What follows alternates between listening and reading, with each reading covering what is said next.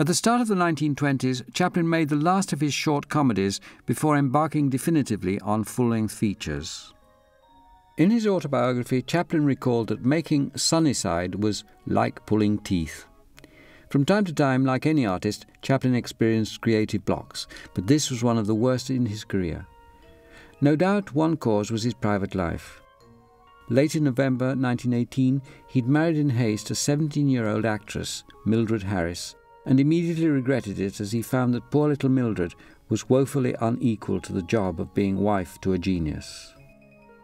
Barely a week after the marriage, he was back at the studio with a plan to put Charlie into a rural setting as they put upon man-of-all work at a seedy country hotel. He took the unit on location to one of the ranches that were still close by in that rural California and hired horses, cows and several cowboys. But the ideas for comedy did not come. After more than 3 months of idleness and a temporary abandonment of the project, Chaplin suddenly forced himself into a 3-week spurt of energetic activity, after which he was able to complete Sunnyside. It is in fact a more interesting film than Chaplin or his critics ever gave him credit for.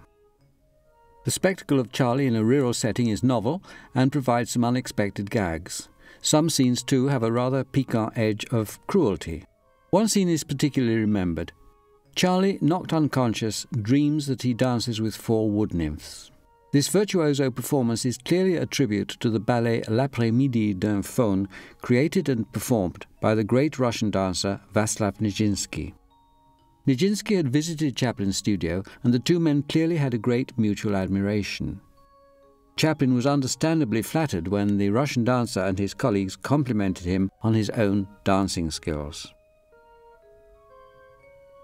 A Day's Pleasure unusually shows Chaplin as the respectable father of a family and the proud owner of a Model T Ford.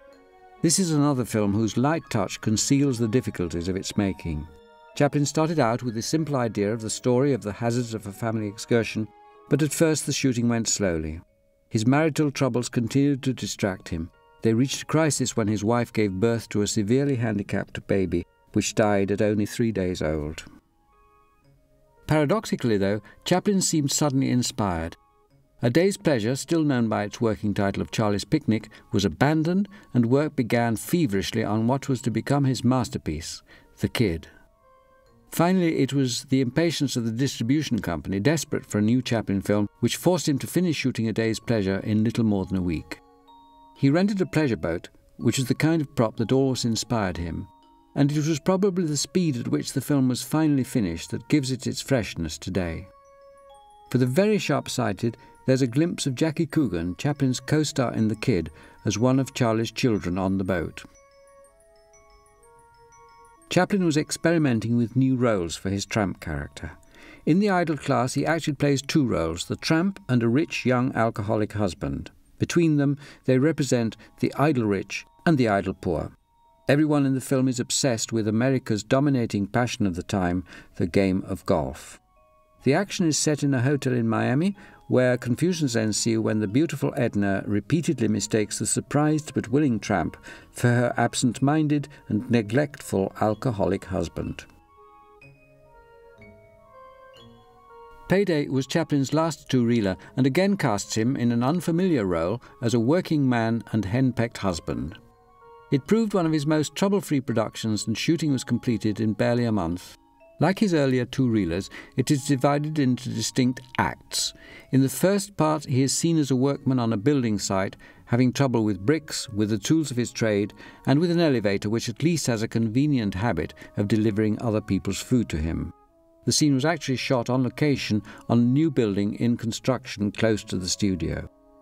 The second act shows the workman on a night out and gives Chaplin the possibility for a drunk act of the kind that had brought him fame in the English music halls of his youth. In the finale, he returns home in the small hours of the morning to his virago wife, played by the veteran expert in such roles, Phyllis Allen.